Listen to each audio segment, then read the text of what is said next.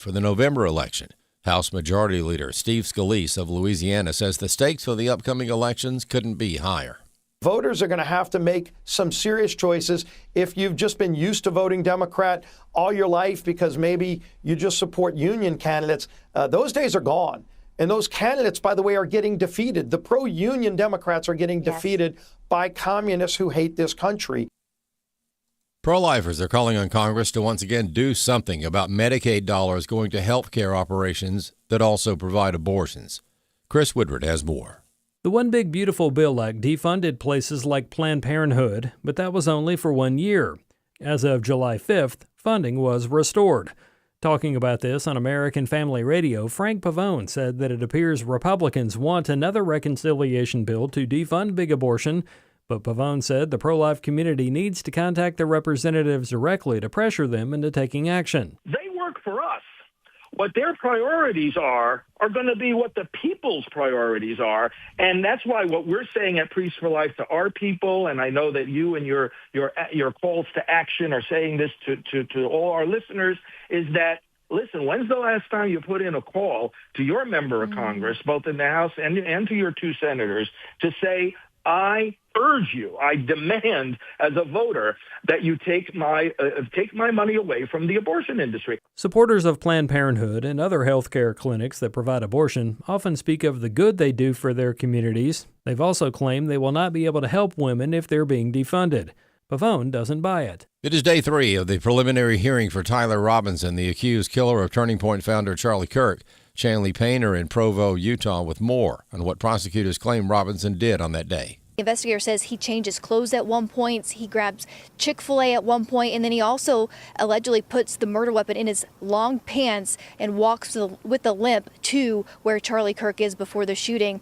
Also, prosecutors called a forensic evidence expert to talk about that DNA on items found at that crime scene, including a screwdriver and a towel that was wrapped around the alleged murder weapon. That DNA expert saying both Robinson's and his roommate, former lover Lance Twiggs' DNA was on those items. So actually got a glimpse of the defense strategy because they called an expert to the stand, but their goal was to poke holes in those DNA findings and the accuracy of those results. For American Family News, I'm Rusty Pugh. Hello, I'm Steve Crampton, Assistant General Counsel for the American Family Association. The mission of AFA is to inform, equip, and activate individuals to strengthen the moral foundations of American culture and give aid to the church here and abroad in its task of fulfilling the Great Commission. Our vision is to be a leading organization in biblical worldview training in the interest of cultural transformation. Thank you for standing with the American Family Association. Jenna Ellis in the morning on American Family Radio. I love talking about the things of God because of truth and the biblical worldview. The U.S. Constitution obligates our government to preserve and protect the rights that our founders recognize come from God, our Creator, not our government. I believe that Scripture in the Bible is very clear that God is the one that raised up each of you, and God has allowed us to be brought here to this specific moment in time. This is Jenna Ellis in the morning. Good morning. It is Wednesday, July 8th, and the Democrats don't just have a socialist, Marxist, communist problem that's infecting their party of wild, ridiculous, non-biblical, and terrible for America ideas, but they also have a Graham Platner problem. And if you haven't been following this story of the Senate candidate out of Maine, it is pretty wild, not just the allegations against him, which now Democrats who have endorsed him are officially rescinding those endorsements, calling him to drop out, but also the hypocrisy of what this means. Because, and this is coming from The Economist, Graham Platner, Maine's beleaguered Democrat nominee for the Senate, is on the cusp of ending his campaign. His downfall is somehow both unsurprising and startling. I think that's accurate. They go on for months. Mr. Platner weathered a steady stream of controversies, from a tattoo resembling a Nazi symbol to years of inflammatory Reddit posts so prolific that a Maine newspaper created a searchable database database of them. In spite of it all, though, he managed to cling on. But Monday evening, Politico reported that a woman who was a former girlfriend of Mr. Platner and disagreed with his politics, by the way, was accusing him of raping her in 2021. So she alleges that he entered her home without permission and sexually assaulted her. And this was after another controversy as well, and some other allegations, apparently by a woman who agreed with his politics. And so there's also a big controversy over how the New York Times has handled this, because of course they agree with Platner's Democratic politics, and so they were essentially trying to frame the story how they always do. This is why President Trump rightly calls them fake news. But Mr. Platner, for his part, released a video saying that, quote, any accusation of non-consensual behavior is categorically false. Of course, he's denying it. However, he said he was mindful of the political reality and his campaign is taking the time to reflect on the best path forward, meaning he's just waiting to figure out how to drop out. There are some reports as well that he is basically holding the Democrat Party hostage and saying he's refusing to drop out until he personally gets to select his replacement. So all of this is just really not good for the Democrats. So let's welcome in my good friend Todd Starnes, who is a radio host and author and also Newsmax host. You can find all of his work at toddstarnes.com. And Todd, this is really not surprising at all that the Democrats picked possibly the worst candidate ever. But I am also mindful of the hypocrisy here of how nobody on the Democrat side cared when it was a Republican, but then when it's a Democrat or someone who agrees with his politics, suggesting that there are sexual assault allegations, now suddenly, it's a Me Too moment. What do you make of this whole situation? Well, I think it's fascinating to watch all of this unfold, because there is hypocrisy here and there is a double standard. And the reality is the Democrats made the decision that they were okay housing and providing opportunities for individuals who are pro-Nazi rapists in their party, which is a shocking thing. The thing that I'm curious about is why now? I mean, this is like the fourth or fifth round of scandals with this guy. What is it now that changed people's minds about Graham Platner? Say what you will about the Republicans, but whenever there is some sort of a scandalized individual in the Republican Party, they get the heave-ho, they get the boot, and we certainly saw that with, for example, Matt Gaetz. And the Democrats, on the other hand, have a very long and ugly history about protecting this sort of behavior, going back, I think, if you want to go back in time to say, for example, what happened in Chappaquiddick, or with JFK and all of the women that were escorted in and out of the White House, Bill Clinton in the Oval Office, for example. So this is not necessarily a new thing. I think the Nazi thing is a twist to all of this. But again, it's, for me, when you look at the polling data, and so for the longest time, Platner in some cases was actually leading Susan Collins in the polls. And you had to wonder what kind of people in Maine would actually support a candidate like this. Of course, now the polling data is taking a turn for the worse for Mr. Platner. But one of the things that really fascinated me, I watched a documentary about how this guy came to be. The guy who allegedly owned, the family oyster business, and there's a lot of controversy around that. But it turns out that there were two very powerful far-left activists, and they were the ones that were behind getting Platner into the Senate race. And they were flat out asked about all the controversies and said they were aware of them. They considered them, but at the end of the day, they figured that this guy could get elected in spite of his past. Wow. Which begs the question, why would the Democrats, and especially, these couple of operatives that are putting Graham Platner up and recommended him because he has, as far as I know, no real other prior political experience. As you mentioned, he was a prior oyster farmer and a Marine Corps veteran, and but not politically known. Was this really the best guy that they could have found? I mean, is it just because they thought they could control him? He would vote the most extreme. I mean, out of all the contemplations and the possible candidates, why this guy? It's a fair question, and I think the Democrats have been really struggling of late to find candidates that appeal to the base of the party, and especially more moderate members of the party. I think ultimately that's what they were trying to do here. They've got they have a man problem in the Democrat Party. For example, what's happening in Texas now is James Tallarico, who is dealing with, is he really man enough to be a senator from the great state of Texas?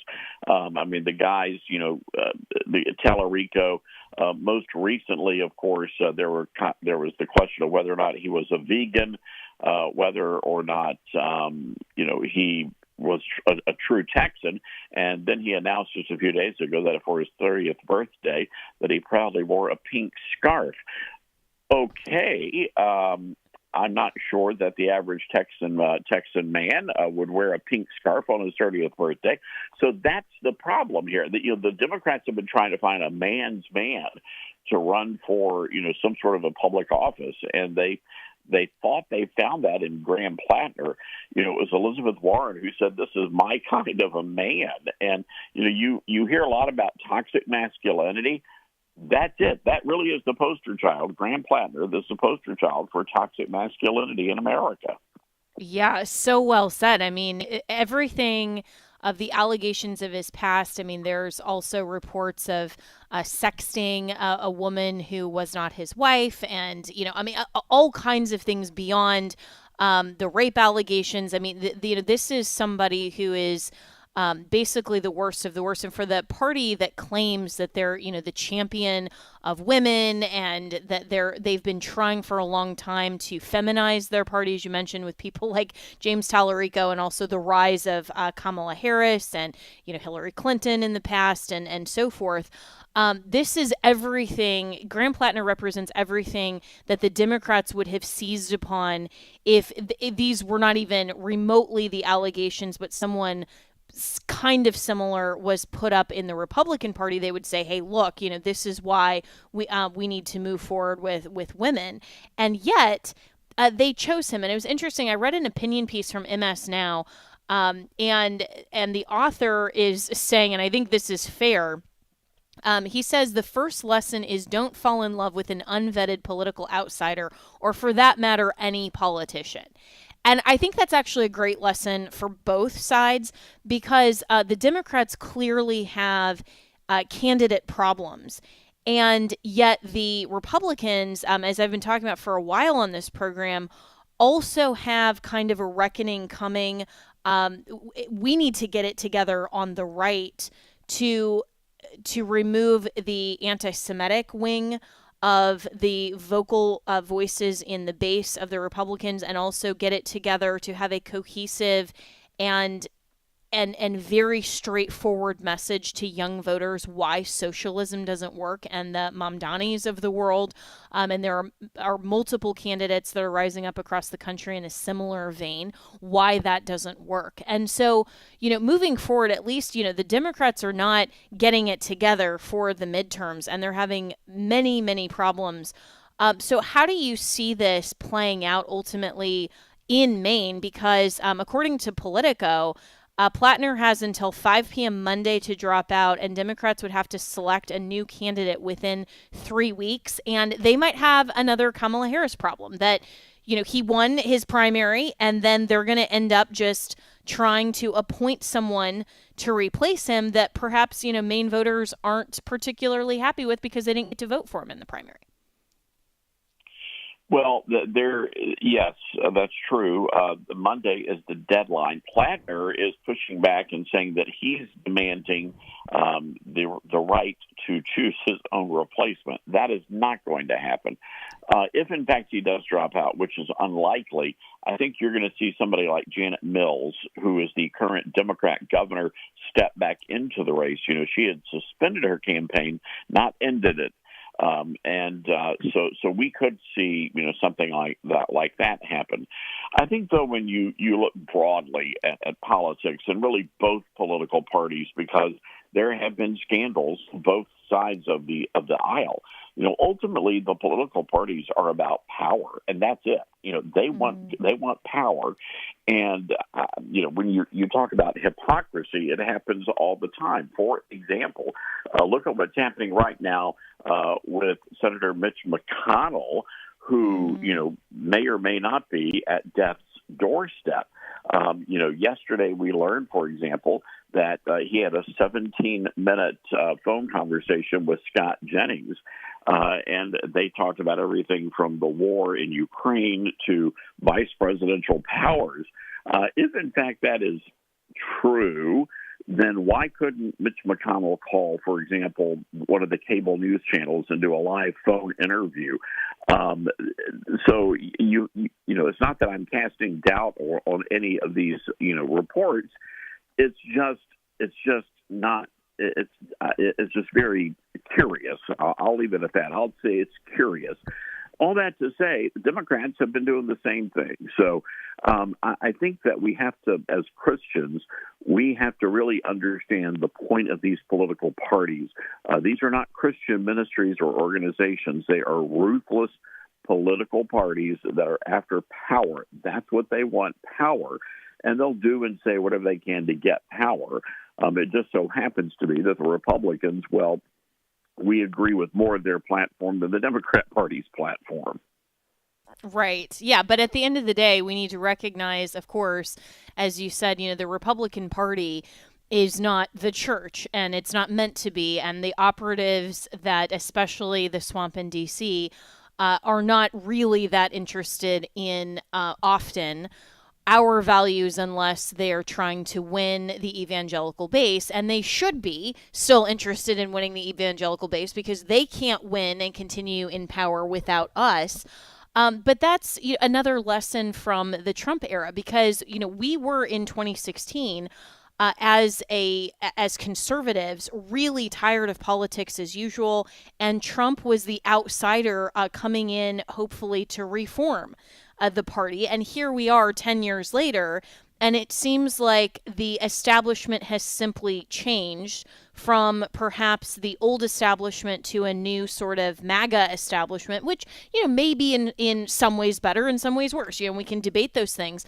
But ultimately, when it only comes down to power, instead of recognizing the purpose of a legitimate government, which is ultimately to preserve and protect the rights that come from God, our Creator, that we just celebrated last Saturday with America's 250. It seems like however we go about this, we get candidates that are more interested in power than actually representing a legitimate form of government. And then that's been the controversy, I think, throughout human history and world history of government systems, that because man is flawed, we'll never get a perfect government. But our founders, Todd, wanted a government of the people, by the people, for the people, and thought that if we elected from our own, we would not get as much of a mindset that is geared toward power, but actually against that's geared toward genuinely respecting what the people want. And so how does the Republican Party now move forward and not just combat the Marxist socialist ideas and the bad candidates like the Platners on the Democrat side, because we know that their worldview isn't even trying to be conservative, and encourage the Republican Party through the midterms and into a post-Trump world to maybe actually go along with what the evangelical conservative base has been trying to say all along? I have a brand new book coming out in exactly 30 days. It's called The Golden Age, How Trump Saved America. And the book gives credit to President Trump for stopping the hemorrhaging of freedom in this country. But it also takes a look at the path forward. And what does this country look like? What does the movement look like? And, after Trump leaves office, which he will in 2 years, there will be, a changing of the guard. And I wrote a book. It's my largest book, over 300 pages, that explores, okay, what happens next, and where do we take all of this from here? One of my observations is that the religious liberty movement and the family movement in Washington, D.C. and within politics and the Republican Party has really taken a serious hit. I think they've lost whatever influence they might have had. Many of people exchanged their value systems to be closer, or at least to have closer access to power. And as a result of that, I think it really weakened, their influence, in the nation and especially in politics. So I think Christians are going to have to take a long, hard look at exactly what our role biblically is supposed to be in the world of politics. And I think there are a lot of folks, and I don't want to call them, I've called them gospel grifters, that seemed more interested in gaining access to the White House so they could stage a worship service inside the Oval Office than actually sitting down and working on policy that is Bible-based, that could really influence the culture at large instead of somebody's social media accounts. So well said, Todd Starnes. And that really is the lesson ultimately for conservatives and for Christians, that we need to be more focused on actual policy and using the power of government not for its own ends and for how it might serve us, but rather how it ultimately serves the Lord, and not just be focused on access and social media posts and all of that, but actually focused on doing good. So I'm looking forward to reading your new book. Thanks so much for joining, and we will be right back with more.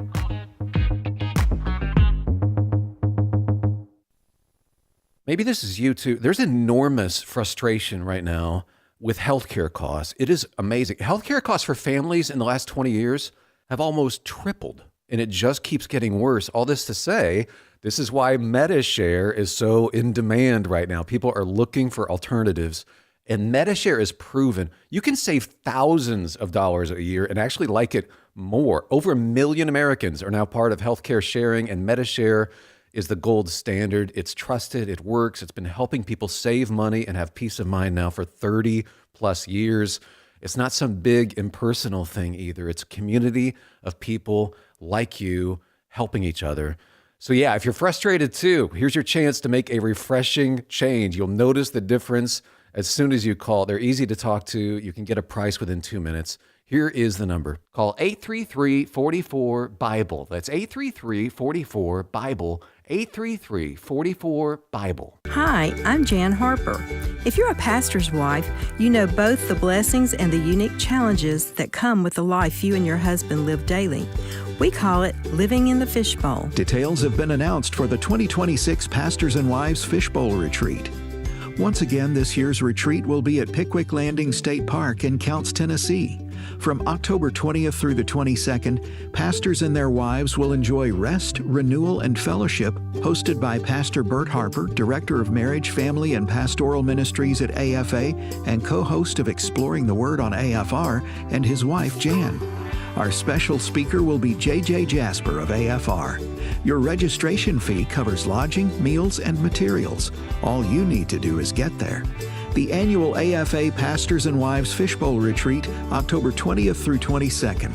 Learn more and register at repairingthefoundations.net. We'd love to see you there.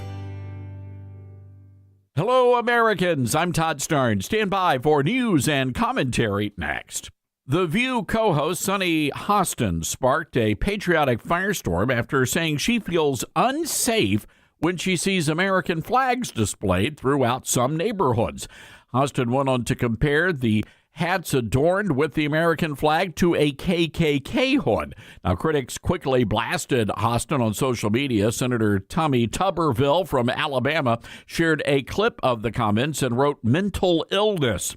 Now, Hostin graduated from the University of Notre Dame, has a law degree. She's married to a renowned surgeon and owns multiple homes in New York City as well as Martha's Vineyard.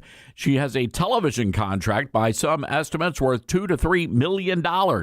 It ought to be noted that Ms. Hostin has achieved great success in no small part because of the American flag and those who shed their blood so she might be free. Good day. Welcome back to Jenna Ellis in the Morning on American Family Radio. Welcome back. Well, some red states are figuring out how to deal with the fallout from the Supreme Court's birthright citizenship decision, which was just utterly terrible. And as you all know, I have been long calling for Article 5 and a convention of the states to deal with issues that the federal government will not. That is the founders' solution that is embedded right there in the plain text in the U.S. Constitution for state legislatures to be able to propose amendments. Congress doesn't even have to be involved. And then the states can vote on anything passed out of that convention, but it would have to be exclusively on the subject matter for which a convention was called. For more on that, you can go to conventionofstates.com. But let's focus on Texas. Representative Brian Harrison said that he's calling on the Texas Department of Health, State Health Services to immediately stop issuing birth certificates to non-citizens using their existing authorities. He says Texans deserve action, not complacency, to protect liberty and the value of American citizenship. And he joins me now. So this seems like a pretty good solution to me. What exactly can happen under the State Health Services Authority? Well, actually, I think there's a lot of tools at our disposal, and always great to be with you, Jenna, and I love coming on your show to talk about the principles of freedom and liberty and constitutionally limited governments. And this is one of my favorites, state sovereignty. I mean, the states, as you know well, and I'm sure your listeners know, the states, according to our founders, were supposed to be the sovereigns. The states created the federal government, not the other way around. And I'm sick and tired of states, especially red states like Texas, sitting around twiddling our thumbs, acting like we're powerless bystanders when actions come down from Washington, D.C. that quite literally have the potential to destroy the very fabric of our republic. And I don't know what is more foundational than the question of who gets to be a U.S. citizen. And it doesn't just affect the national question of who's a U.S. citizen, but who's a Texan. And so the Texas government, I'm calling for the governor to bring us back immediately for a special session so that we can act, not just issue strongly worded tweets and press releases. Texans want action, not rhetoric. We should have a special session right now. I've called for several, but I'll mention just a few, and you mentioned one. Number one, we could criminalize birth tourism. There's no reason that we should allow businesses to operate for profit to bring in people from adversarial nations to give them transportation and lodging and health care so that they can have a baby who's born here and literally never step foot potentially on American soil, be flown out hours later, yet receive voting rights and U.S. citizenship. We should make that a felony. Birth tourism could be a state crime in Texas. We need to do that. But even without going back into special session, for better or for worse, we've given our state executive agencies a ton of power, and one of the powers they have is to decide who is properly qualified to get a birth certificate. So I've yesterday officially demanded the executive commissioner, it's like the secretary of HHS here in Texas, to use her existing authorities to deny birth certificates to non-citizens and to illegal aliens. I think it's the absolute least that our voters could expect us to do. But unfortunately, so far, I'm the only elected official down here in Texas calling for this. I keep hoping, checking the phones and email every day to see if the governor or the executive secretary will respond and actually do something more than tweet, because Texans deserve a lot more out of their elected leadership, who, as you noted with the previous guest, and I love hearing you and others remind people, the number one job of government is to protect our God-given and inalienable rights and liberties. And the Texas government, all states, quite frankly, but I think Texas should be leading. We need to step up and do more than just speak. We need to act, and we need to act boldly.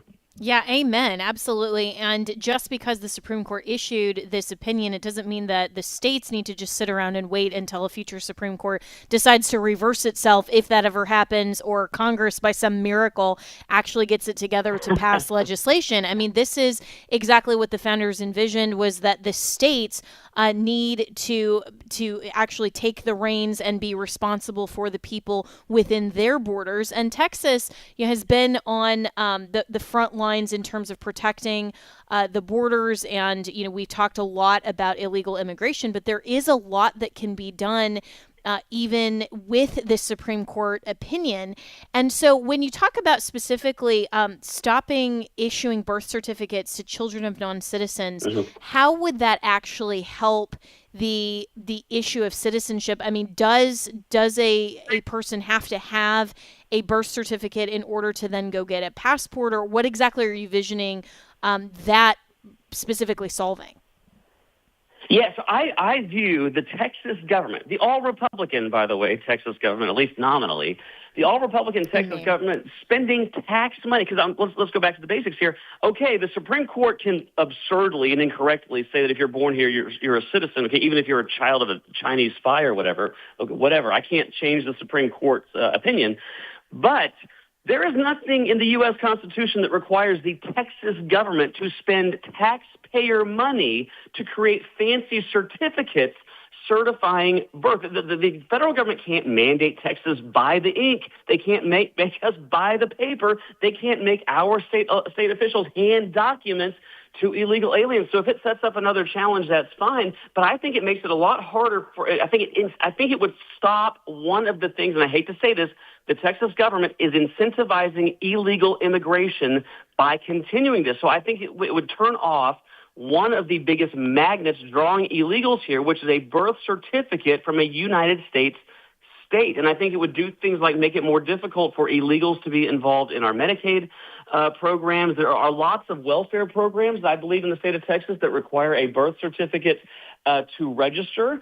And I think it is one more sort of hurdle that we could put up to combating both illegal immigration, also to increase and to protect the value of U.S. citizenship that not only would not cost Texas a penny to do it, it would save our state money, because right now the state of Texas is spending the money to print and deliver these birth certificates. Oh, and by the way, if you go to my Twitter feed, I can't remember if I sent this to you or not, our Texas government, on the Texas government official website, paid for with taxpayer dollars, they are advertising, literally advertising. You can go and see the picture of this, advertising that the state of Texas will accept foreign, unverified document, foreign IDs to get a birth certificate in Texas. And I kid you not, on the massive font, bold letters, they advertise the, quote, most common foreign IDs, and here's their top four. This is for the Texas government to give you a birth certificate. Here's the top four most common foreign IDs advertised on the Texas government website. The El Salvadorian consular certification, the El Salvadorian unique identity card, a Honduran consular certification, and my personal favorite here, a Mexican voter registration card. You show up to the state of Texas, you got these unverified foreign documents, and it gets worse. If you read the fine print, they'll accept library cards. I'm not making this up, library cards. This is how off the rails the supposedly Republican executive branch here is in the state of Texas. And this wouldn't even take a vote, doesn't take a special session. We just need the unelected officials in our executive branch to use the power the voters have given them to act boldly to protect liberty, protect the value of American citizenship, and fight back against illegal immigration, and do more than just talk in response to this outrageous decision that has come down. Thank you, Justice Roberts and Amy Coney Barrett. Yeah, and I mean, that is so wild that even within the executive administration in a red state like Texas, you have all of these absurd policies that nobody is really talking about, other than now, thank you, Representative Harrison, for bringing this to light. But how do these people even make these types of decisions and think, oh, that makes sense for a red state like Texas? That makes sense that we're protecting the freedom and liberty for actual American citizens. And now that this has become such an issue, and this isn't really just an issue now. I mean, this is something that Trump ran on in 2024. Immigration has been a huge issue, illegal immigration as well. So, I mean, how do these policies even get in place in an administration like Abbott's? No, nothing could have shocked me more than when I got elected 5 years ago to lock arms with all these elected Republicans in Texas, because I just assumed elected Republicans in Texas were fighting for freedom and liberty. And oh my goodness, nothing could have prepared me for the shock of learning about the total betrayal, the corruption of the uniparty establishment in a red state like Texas. I mean, Democrats literally elect the leadership team in the Texas House. I think you and I have talked about that. James Talarico elected the supposedly Republican speaker in Texas. An Obama parliamentarian is the parliamentarian in the Texas House. And in the Texas executive branch, we were doing things like, and still are, by the way, taxpayer-funded DEI, taxpayer-funded transgender indoctrination. That's happening in the state of Texas right now. Billions of subsidies going for liberal Hollywood. And perhaps most surprising, I found the Texas government has been facilitating illegal immigration. They were registering the vehicles of illegal aliens until I, went on shows like yours and exposed that. We were able to force that to change. But Texas, just like D.C., has a swamp that is every bit as corrupt as D.C. And the deep state, the administrative state, is out of control in Texas. Whatever small government pro-liberty muscle the Texas government once had has atrophied to the point of being irrecognizable. And so here we have in Texas, the Texas legislature didn't pass a law to require our Texas HHS to advertise foreign documents to illegal aliens to come here and get birth certificates. They didn't even issue a regulation. This is how bad it's gotten in the executive branch because we don't have bold leadership here in Texas, something I've been very jealous. Governor DeSantis just is a good model of bold leadership. We don't have that here in Texas.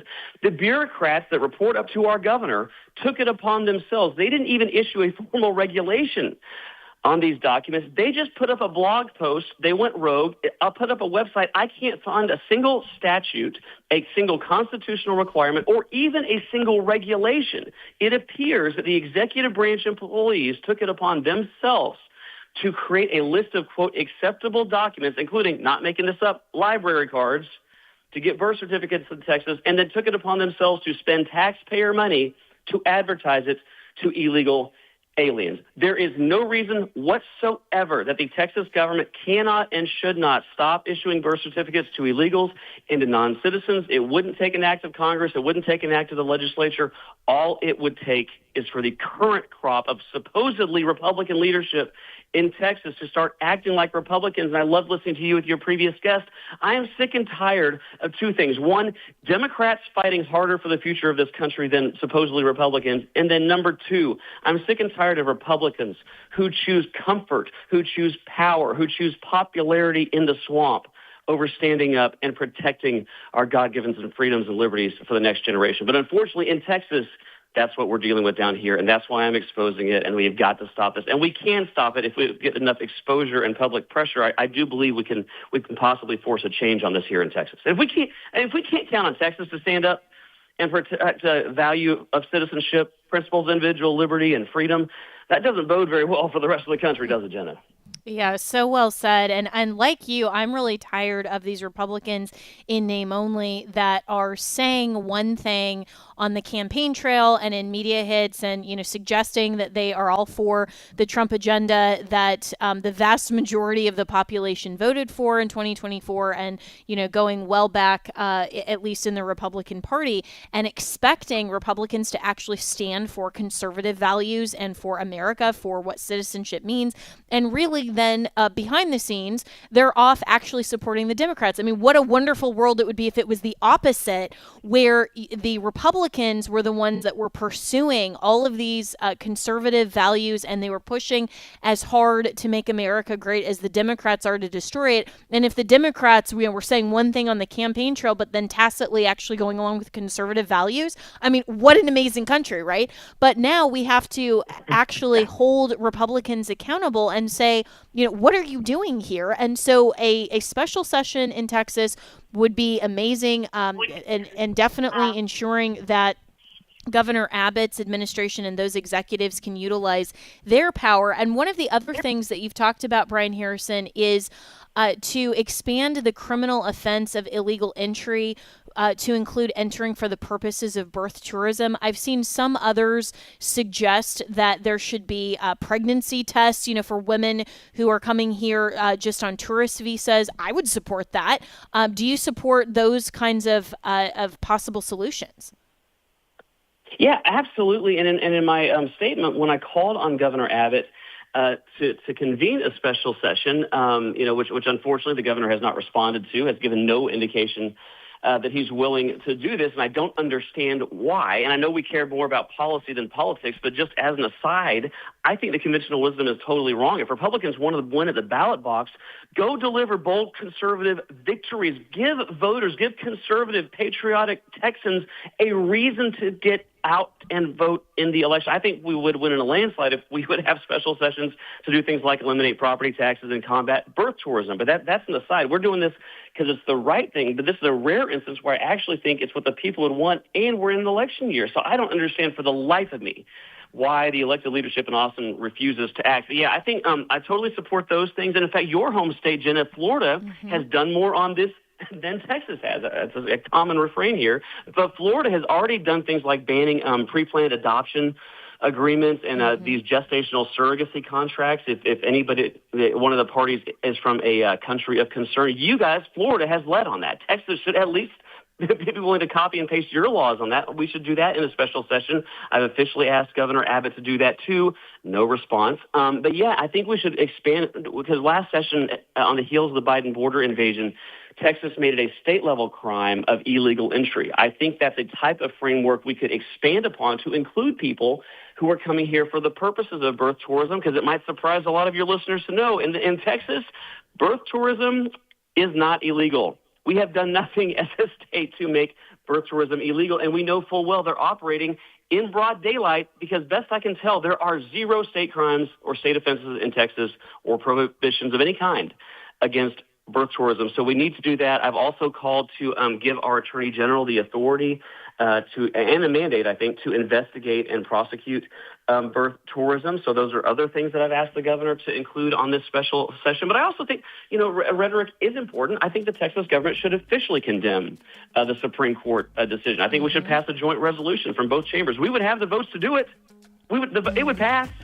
All we would have to have is a governor willing to have the courage to say, come back, guys, vote on these 7 things. Let's not take this lying down. I'm sick of Texas, the Texas government taking it on the chin when tyrannical edicts, especially from people in black robes, come down from Washington, D.C. to harm not just our country, but the great state of Texas. So all the ideas you've mentioned and more, and I would welcome more if my colleagues have other ideas, if the governor has ideas. But so far, all we've had the governor do, because he's felt some pressure, he issued a press release yesterday. Total joke. We forced him to do that, but all it did was order an investigation of a hospital billboard that the hospital had already taken down because of public pressure. We need more than theater. We need more than rhetoric.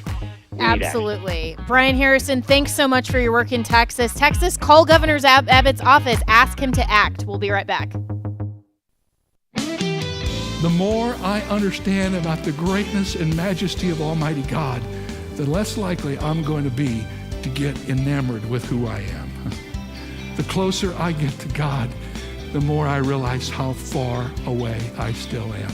Join Dr. David Jeremiah for his series, Making Sense of It All, next time on Turning Point. 5:30 a.m. and 7 p.m. Central on American Family Radio. Jerusalem, oh Jerusalem, how many times I would have taken you under my wings.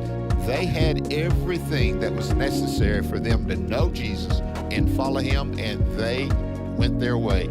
I think for nations, for individuals, there is a day that you have to make the decision to respond to the Lord, and it might be that the door of opportunity after that shuts.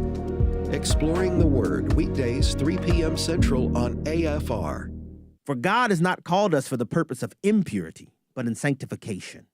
My name is Abraham Hamilton III, and this is the Hamilton Minute.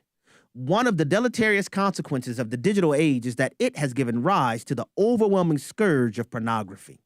It is ensnaring men and women at heretofore unspeakably alarming rates. But I want to remind you that Jesus is still in the business of delivering people from the snare of the devil and the bondage of sin. He frees us also from its guilt and shame. We must, however, accept the free gift of forgiveness and set our course in fellowship with like-minded believers to live in the freedom he secured for us. Jesus sets captives free. Listen each weekday from 5 to 6 p.m. Central for the Hamilton Corner, or visit the podcast page at afr.net for more from Abraham Hamilton III, Public Policy Analyst for the American Family Association.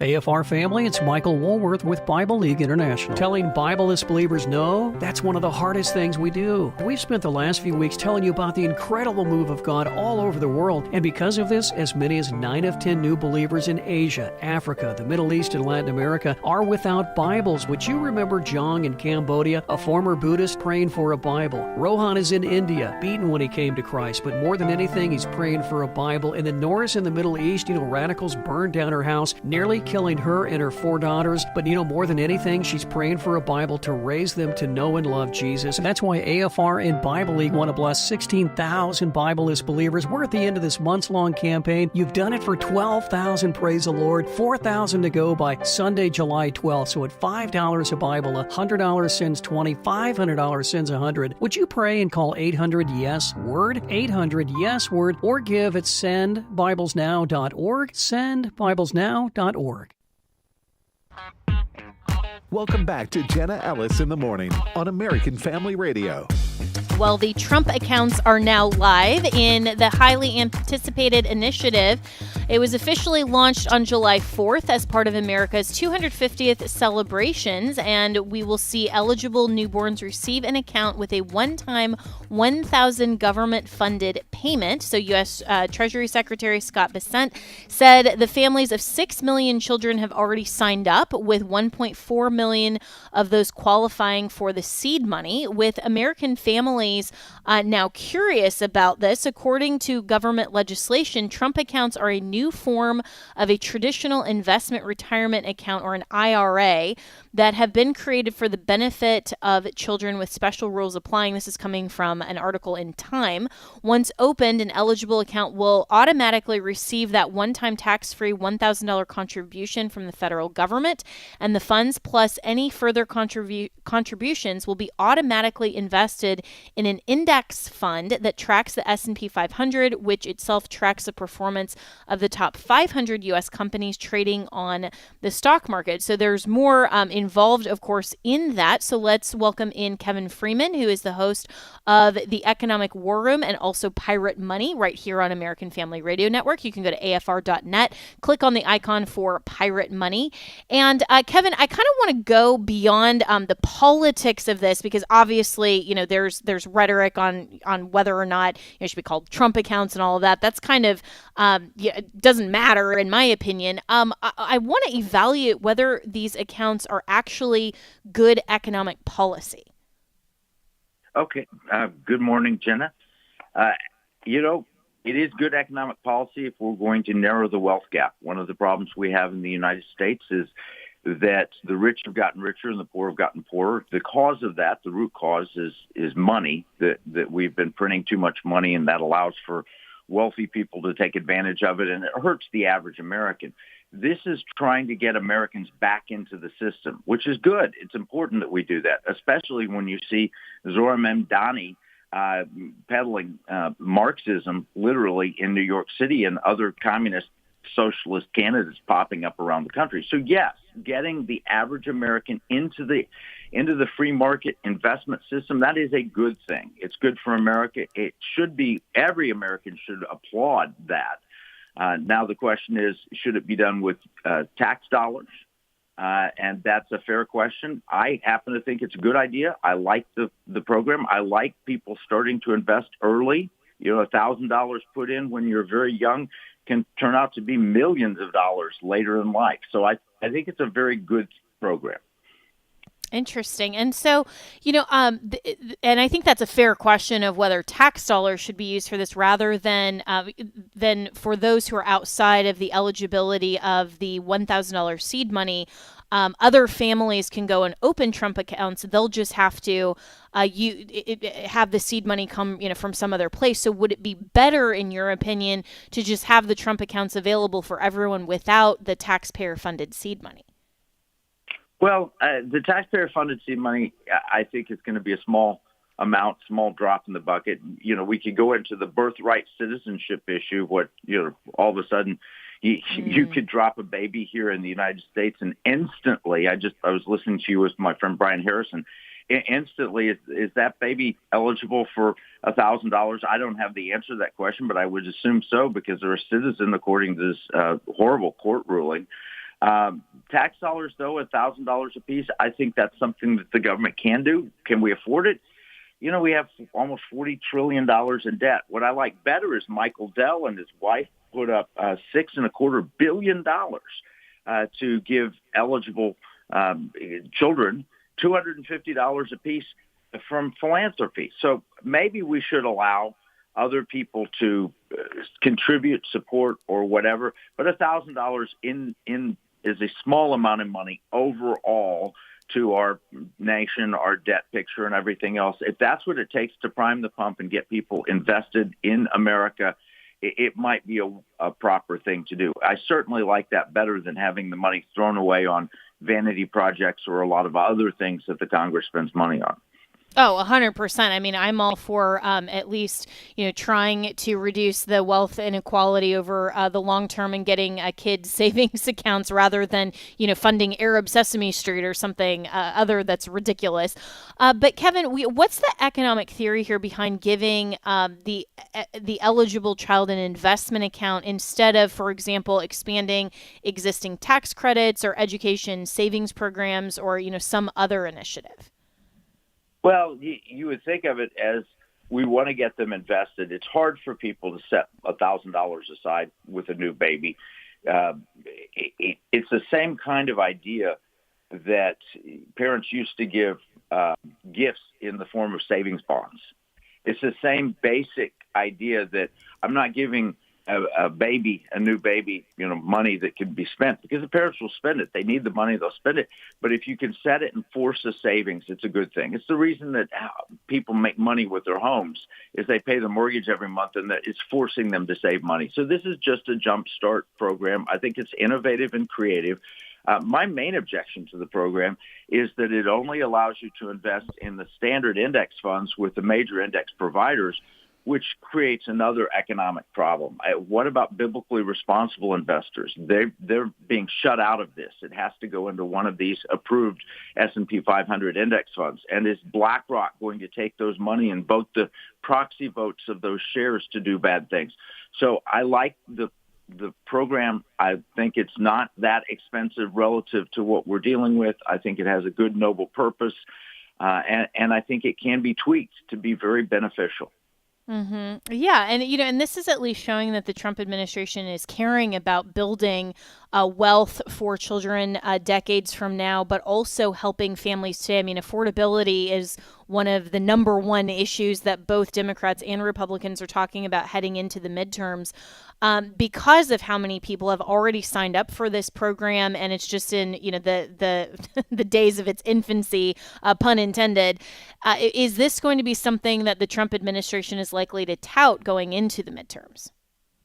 Well, they should and will. The media will question it. I've looked at a lot of media reports before we got on this morning, and they're always mixed. Not one of them gives President Trump credit for doing something for, average Americans. All of them are saying, well, we'll see. There are other options that are better. They're always mixed, but he deserves credit for this because this is clearly not designed to favor the wealthy. They'll say the Trump tax cuts are to benefit the wealthy. This is not designed for that. Give credit where credit is due. The Bible tells us to do that. And he's done something good here for average American families. And I think it is a pattern. If we can get people invested, I wish we put our Social Security dollars into the stock market rather than into this this bucket with a hole in the bottom where it's just really funding the Treasury operations. This is a good thing. It's in the right direction. I applaud him for it, and I think he should tout it going into the midterms. Yeah, and I want to follow up on one of the really good points that you made, Kevin Freeman, about the potential of birthright citizenship kids or birth or tourism kids getting Trump accounts. What are the qualifications, and could Congress potentially close that loophole? Well, I'm not sure. I think it's to U.S. citizens. I think if they learned how to do it and game the system like the Chinese have gamed birthright tourism, they would game it, and they will game it. Can Congress close the loophole? Absolutely, and they should. Congress can close the loophole right now today by defining what subject to the jurisdiction thereof means in the 14th Amendment, and they should define it to exclude people who are here illegally. They should make it, because it's a crime to be here illegally, they should claim that violates that term of the 14th Amendment and close that loophole. My grandfather was born in 1908 and wasn't considered a citizen until 1924 with the Indian Citizenship Act. So I'm offended that somebody can cross the border here for 2 weeks, have a baby, and that baby's a citizen. Well, my grandfather was born in Oklahoma, is completely subject to the jurisdiction of the United States because the Indian tribe Cherokee was considered a ward of the nation. So I think Congress can fix this problem simply by addressing that. I love what Brian Harrison is doing, and I think that we should take every action we can to prevent the gaming of our citizenship. Absolutely. I couldn't agree more. And I think any reasonable person who isn't playing a political game is looking at the text and history of the 14th Amendment and recognizes that the Supreme Court's interpretation was purely political and likely didn't want to deal with the fallout of, what's been the citizenship definition for the past 100 plus years. And they're not recognizing that this is getting more and more dangerous. I mean, the people who are suggesting, well, they're just keeping the status quo. Well, this isn't the status quo that was back in 1866 even, not by a long shot. And when you have the continued rise of things like birth or tourism, more illegals coming here, we have to address that, and states need to address this. And so it's fascinating to me how even something like the Trump account issue and how this is for the good of American economics, the future and the long-term effects and benefits on children's wealth, still has an immigration issue implicit within it. So we need to address those fundamental issues. But for parents on, AFR who are listening to this, who haven't really understood Trump accounts, would you recommend that they look into this, and how would they go about that process if they're looking for a good advice? I mean, obviously you and I aren't financial advisors, but where would they go to obtain that information to determine if that's something that's actually good for their family? Well, they should talk to a financial advisor, and I'm not giving advice, but I am actually registered as a financial advisor and have. Well, there you go. But I'm not. I would start with TrumpAccounts.gov and then find your personal financial advisor. If you don't have one, most people should get one. But this isn't easy. If you have a baby and the government can give you $1,000, take the $1,000 and get it invested. Over the long term, it will benefit your child. Well said. Well, Kevin Freeman, thanks so much. And again, listen to him on Pirate Money right here on American Family Radio Network. And as always, you can reach me and my team, Jenna at AFR.net.